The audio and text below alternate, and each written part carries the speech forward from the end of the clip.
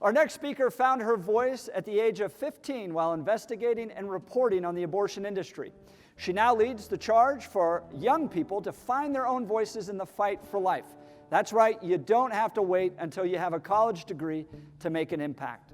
Lila Rose is the founder and president of Live Action, which has the largest digital footprint for the global pro-life movement, and is the author of her new book, Fighting for Life, Becoming a Force for Change in a Wounded World.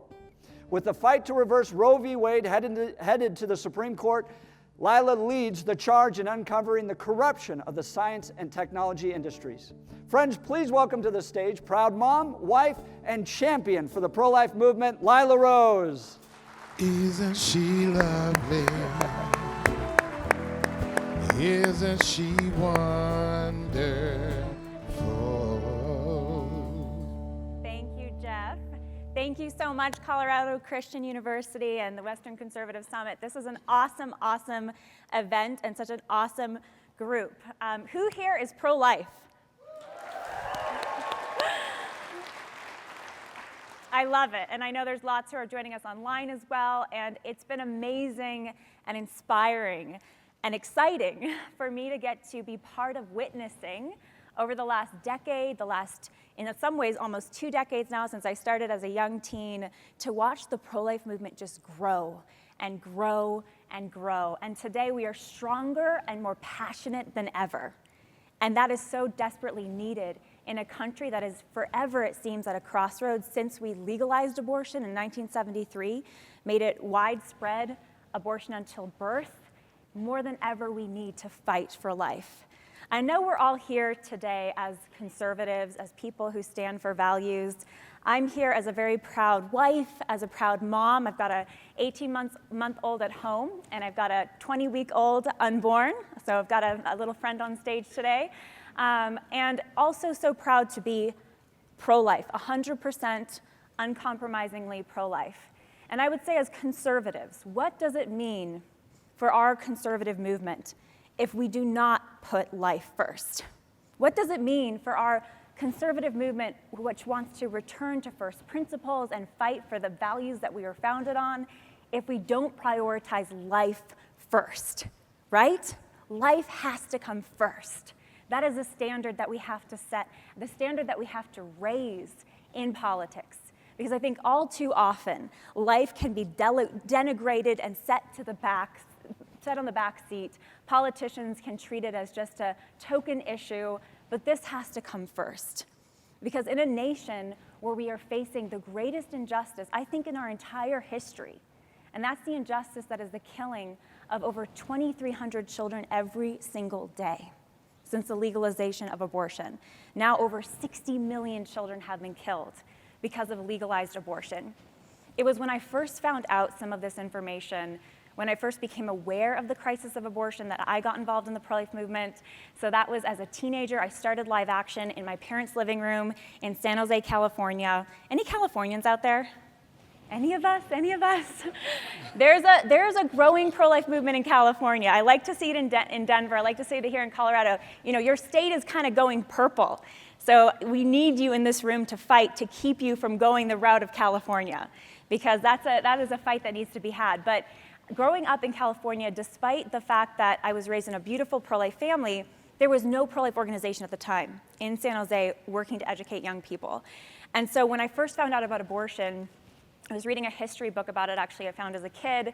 I came across images of children who'd actually become victims of abortion, and I saw for the first time in a photograph what an abortion does to a baby in the first trimester. And for any moms or dads in the room, you've probably seen that ultrasound, right? Or maybe you're a sibling of a younger baby in the family, and you've seen that ultrasound. And you see the humanity. The 3.5 weeks, the heart is already beating. You see the humanity of that child. And I remember seeing an image of a baby at just 10 weeks old. First trimester, you can see at 10 weeks the humanity of the child. You can see their tiny newly formed face and their tiny newly formed arms, legs. And I remember looking in this photograph of an abortion victim, of this child who'd been torn apart by a first trimester suction abortion. And I remember just being devastated by it, heartbroken by it. But it was that heartbreak and that awareness of what was actually happening that inspired me to get in the fight. And that's why I think as conservatives, they say that there's progressivism and conservatives hold on to the past and fight for tradition. Conservatives rectify injustice. We recognize the evil of our era. Every era has its evils. Every century has its injustices. What are our injustices today?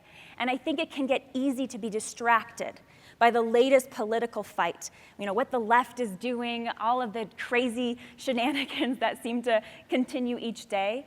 But don't let it distract us from the leading human rights issue of the day.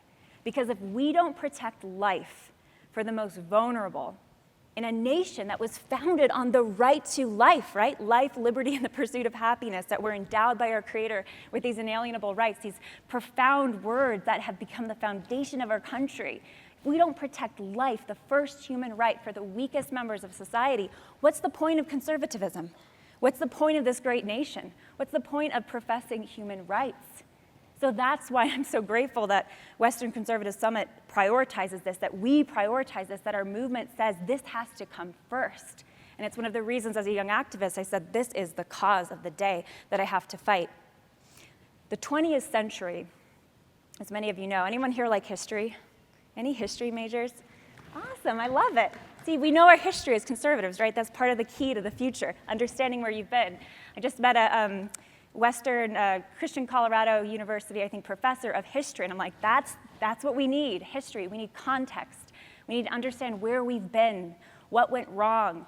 We should never think that because we have the knowledge we have today, that somehow we are wiser or more immune to evil than past generations.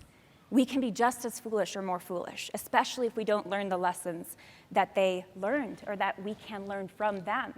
And you look at the 20th century and now the 21st century, and these have been the bloodiest centuries in human history by any measure. And that's not just because of the bloody battles of World War II.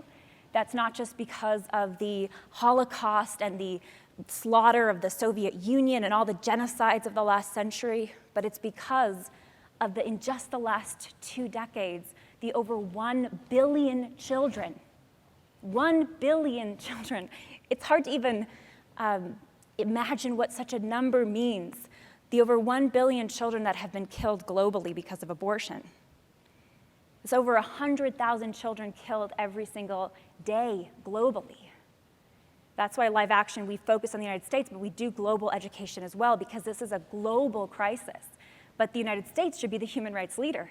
We should be the ones that are leading the free world instead of being a leading exporter of abortion, which is what we have become. And so as students of history, we as conservatives have to ask, how did we get here? And I want to take a moment to talk about how we got here, and then I want to share 3 keys that I think are necessary for us in our movement fighting for principles and values, 3 keys that we should focus on in order to lead our country, lead my generation into a future that is brighter. That's what I want for my son and now my unborn child. That's what I want for my family. I know every parent, grandparent, young person in this room right now, you're here because you care about our country. We want this country to be better, not worse, in the decades to come. We want to restore what has been broken. We want to set right what has been wrong. And so how did we get here? How do we get to the point where the global death toll is at an all-time high by acts of violence against the weakest? And no injustice in human history can even come close. It's the leading bloodshed. And I'm going to just note 2 things that particularly, especially in the United States, but it's been a global issue as well, that have happened for us to know our history. In the 20th century, new ideologies entered. They'd been kind of already starting to foment in the 19th centuries and the centuries before, with the history of modern thought and new thinkers coming onto the stage to say that let's reject basic fundamental tenets of right and wrong, of morality. And after this, I would say just brokenness in the last few hundred years in seeing even how to think properly and acknowledging objective truth and objective reality, you had something called the sexual revolution. Who here is familiar with the sexual revolution? I think many of us are. Some of you survived it. In a sense, I'm a survivor because I was born post-sexual revolution. So that's mid-20th century. Who here has heard of Alfred Kinsey? Alfred Kinsey is a name we should all know as conservatives. He was a sexologist. He considered himself an expert in sex. And he was one of the, you could say, the godfathers of the sexual revolution. So he was this, he called himself a psychologist or a scientist. He was this man. He was very personally perverted and disordered in his own sexuality, but he tried to mainstream the idea through bunk science, junk studies, that Americans at large were sexually perverse. So he tried to mainstream disordered sexuality as natural and normal. He said that marriages shouldn't be faithful, they need not be faithful. Young people should experiment sexually and masturbate, that children were sexual. And his ideologies became actually a foundation for much of today's sexual education that is being taught in our schools. And around the same time, or a little before the same time, Margaret Sanger, the founder of Planned Parenthood, the biggest abortion chain, was busy mainstreaming first birth control because she said that we should be sexually liberated, that sex was no longer about family and marriage and bringing children into the world, but that adults had the right to have sex and pleasure at their own desire without any responsibility. And so these thinkers and these activists tried to mainstream the idea, which is false, that sex doesn't involve responsibility, that we shouldn't have to take responsibility. And what happens when liberty is severed from responsibility? We get chaos, right? We get tyranny. And that's what's happened. Since we've mainstreamed no-fault divorce, since we've mainstreamed now, of course, abortion, since we've mainstreamed sex outside of marriage, sex separated from bringing life and children into the world, we now have the crisis of abortion. Because the fruit of Margaret Sanger and Alfred Kinsey and these others was now if you're pregnant and you had sex, you weren't expecting to get pregnant, you were not ready to be a parent, what do? You're entitled to an abortion. And there's a reason that 51%, over half of women who have abortions today, and this is according to Planned Parenthood's own research arm, the Guttmacher Institute, 51% of women in the month that they got pregnant before having the abortion that they were going to have because they weren't ready to be a mother, were on contraception. They were on a form of birth control. So one of the great lies of Planned Parenthood, the sexual revolution, was that you can have safe sex as long as you have birth control, take birth control, you're fine, you're all set to go, and then there's not a problem. Of course, it didn't account for the fact that life still gets created, and that's beautiful, life is beautiful, and bonds are still made through sex, through relationship, but without marriage, without a mother and a father ready to be a mother and a father, you get brokenness and chaos. And so when the Supreme Court rolled in 1973 and 7 men decided for the country that abortion was now a woman's right, you get the bloodshed that we see. How do we rectify this? What do we do to solve this? So there's 3 things I want to note here. Number 1, we cannot surrender the fight for life and first principles as conservatives. That means we cannot surrender marriage. We have to resist the efforts to redefine marriage. Marriage is about ultimately not just the spouses and their love, but marriage is about the future generations. It's about children. And we have to fight for strong marriages, a man and a woman making a home together as an act of resistance where their children can flourish and grow. We have to fight for that as conservatives and not say that's ground that's long ago conceded and it doesn't matter anymore. Why is the state interested in marriage? Why is the government interested in marriage? For the sake of children, for the sake of the future, for the sake of future generations. So as conservatives, we cannot concede first principles having to do with family, with life, with sex. And number 2, we have to prioritize life. In political debates and battles, when you're considering candidates, when we're deciding who to lead our party, life needs to come first, and we should demand it. That should be the candidate's position, complete abolition of abortion. Amen.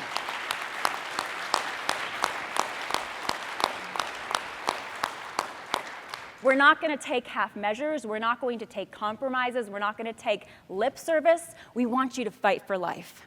We want you to stand up to the extremism of Planned Parenthood and the abortion industry and the current Democratic Party, and we want you to fight for life. That is our standard for our politicians.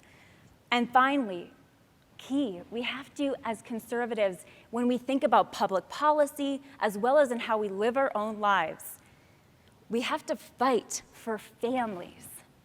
We have to fight for families.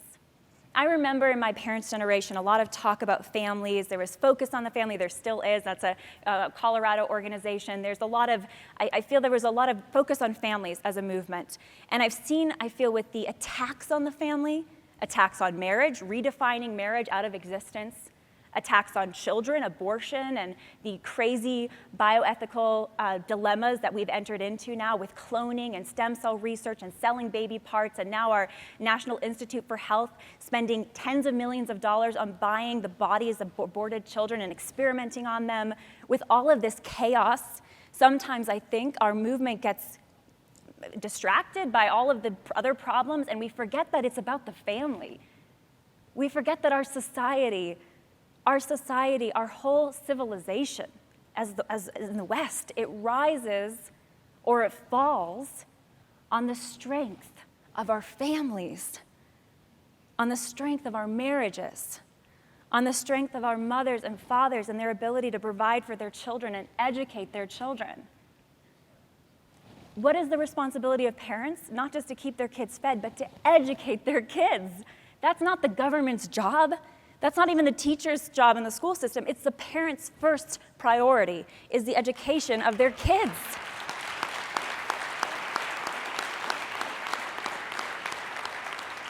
And I know that this is profoundly challenging in our world today because our society is swimming in so many lies and so much chaos. I think about my husband and I consider education for our kids and how we're going to do that. And I was homeschooled. I was blessed to be homeschooled. I know some parents struggle with how do they do that. But the key is, as parents, that we prioritize that we fight for that. And then the key as conservatives is that we do everything we can to help parents do that. Right? Our policies should be for school choice. Our policies should be for families to be financially in a position where they can spend time with their kids and be able to educate their kids. Our policy should always favor the family. The family needs to come first.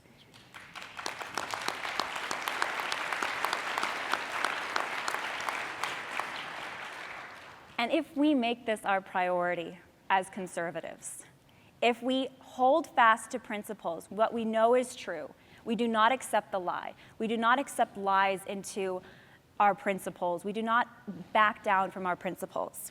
If we fight for life and politically we prioritize that first human right, which is life, we fight for children. And if we fight for families, if that becomes the conversations of our public policy discourse, how do we better serve the family? How do we strengthen the roles of mothers and fathers? How do we make it easier for families, especially struggling and vulnerable families? How do we help them? How do we serve them? If that becomes our conversation, then we build something new.